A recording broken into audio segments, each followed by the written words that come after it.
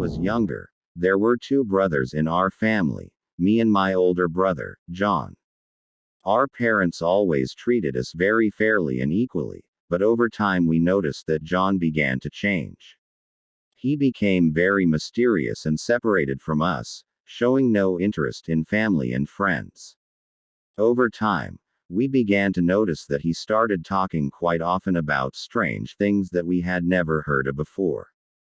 He talked about unusual experiences he had during his sleep and that he heard voices from an unknown force. At first we thought that it was his fantasies, but over time we realized that something was wrong. Our fear grew when John became extremely tense and rarely spoke to us. His mood was as if he was under the influence of something terrible. We tried to help him, but he refused our help and assured us that everything was fine. However, the next time we saw him, he was very pale and had strange lines on his face.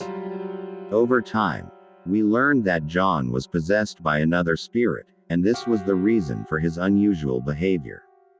We tried to get a priest to help us with this, but John refused to participate, saying that it was none of his business.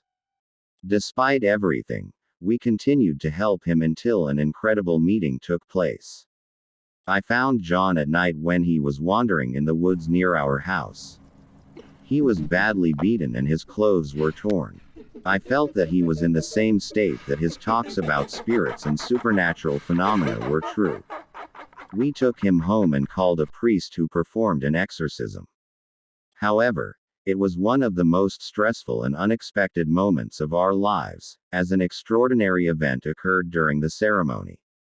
A spirit came out of John and took his body with it, and for a moment we saw a supernatural creature crawling along the walls. It was a scary and unusual experience that we will never forget.